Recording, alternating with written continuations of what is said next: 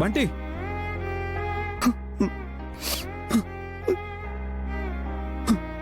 బంటి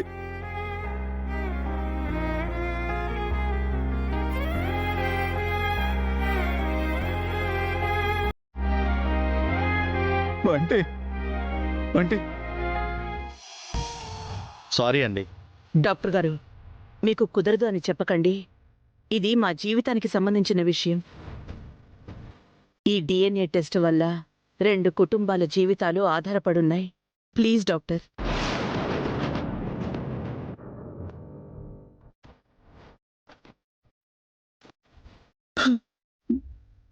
ఏమైంది Bunty Bunty?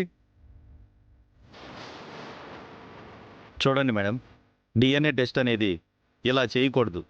Sample collect చేసుకున్న person permission లేకుండా డిఎన్ఏ టెస్ట్ చేయడం క్రైమ్ అవుతుంది. అలా నేను చేయలేను. అలా అనకండి డాక్టర్. మీకు ఎలాంటి ప్రాబ్లం రాకుండా చూసుకునే బాధ్యత మాది. అసలే డిఎన్ఏ టెస్ట్ గురించి కానీ రిపోర్ట్స్ గురించి కానీ మనం ముగ్గురికి తప్ప 4వ కంటికి తెలీదు.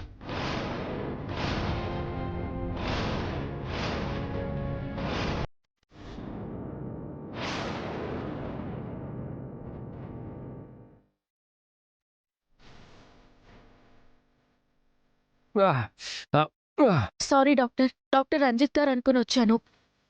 డాక్టర్, త్వరగా ట్రీట్మెంట్ చేయండి. నొప్పి భరించలేకపోతున్నాను. 4వ కంటికి ఇప్పుడే తెలిసిపోయింది. దేవుడి దయ వల్ల ఆ అమ్మాయి వినలేదు. డాక్టర్, మా అబ్బాయి కార్పొరేటర్. అంతకన్నా ముఖ్యంగా నా తమ్ముడు సీఎం. ఇంత బ్యాక్గ్రౌండ్ ఉన్న మేము మీకు ప్రాబ్లం రానిస్తామా చెప్పండి? Please doctor. Deepak. Thanks doctor. Thank you doctor. Bunty, అసలు ఎలా జరిగింది బంటి? నువ్వు రోడ్డు మీదకి ఎందుకు వచ్చావు బంటి?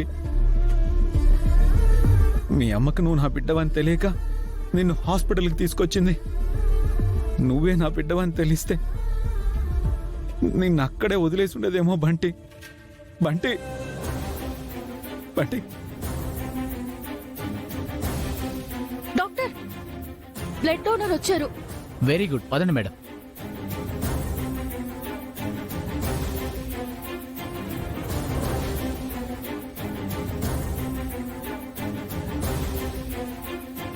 భగవంతుడా, నా బంటికి ఏం కాకుండా నువ్వే కాపాడాలి. నువ్వే కాపాడాలి స్వామి.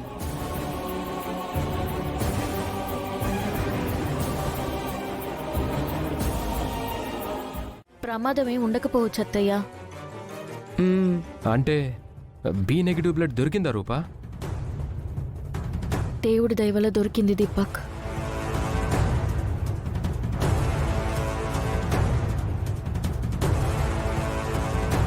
బంటిని చూస్తే చాలా మంచి పిల్లాళ్ళ అనిపిస్తాడు రూపా. మంచి వాళ్ళకి దేవుడెప్పుడూ మంచే చేస్తాడు. ఇంతకీ ఇంత తక్కువ టైంలో అంత తొందరగా వచ్చిన ఆ ప్రాణదాత ఎవరమ్మా? రాజు అత్తయ్య.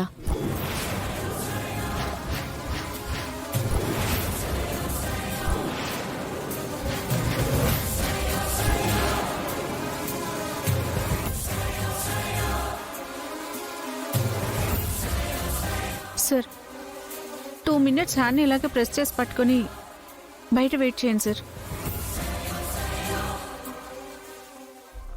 రాజు వచ్చాడా? అంటే రాజుకి నువ్వే ఫోన్ చేసి పిలిపించావా? ఈ విషయం మీ నాన్నకి తెలిస్తే ఏమవుతుందో తెలుసా?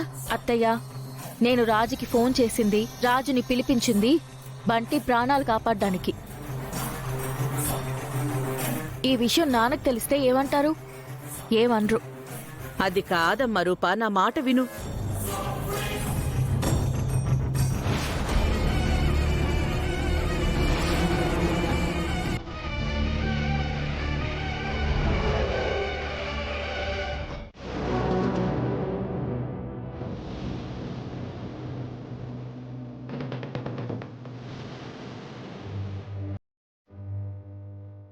మందారం ఏంటి దీపక్?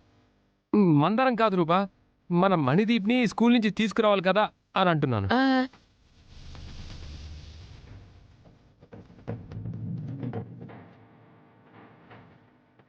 మీరు స్కూల్కి వెళ్ళాలేం, బయలుదేరండి. స్కూల్ వదలడానికి ఇంకా టైం ఉందిలే రాజు. ముందు బంటి కోలుకుని. బంటి నా కొడుకు అని తెలియక వాడు కోలుకోవాలని కోరుకుంటున్నారు కానీ లేదంటే వాడిని చంపేసేవారు. బిడ్డను ఒకసారి చూద్దాం అమ్మా. వాడి మొహం నేను చూడలేదు. నాకు ఇష్టం లేదు. ఈ బిడ్డ వాళ్ళ రక్తం కాదని ఎవడో రక్తం అని దూరంగా తీసుకెళ్ళి చంపి పాతేమని చెప్పారు సార్.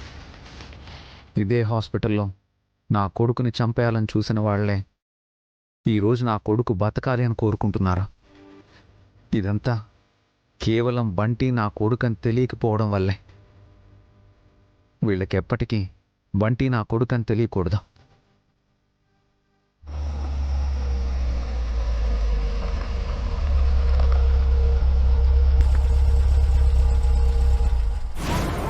దీపక్, మందారం ప్రాణాలతోనే ఉందన్న విషయం గాని, రాఘవ్ గడు కూడా ఇక్కడే ఉన్నాడన్న విషయం గాని రాజు రూపలికి తెలిస్తే మనిద్దరి బతుకులు కుక్కల పాలైపోతాయి. అవును మమ్మీ, మనం వెళ్ళకపోతే రాజు మందారంలో రాజు కంటపడతారు. అదే కనుక జరిగితే ఏమవుతుందో తెలుసు కదా మమ్మీ. సరే, ఏదో ఒకటి చేద్దాం.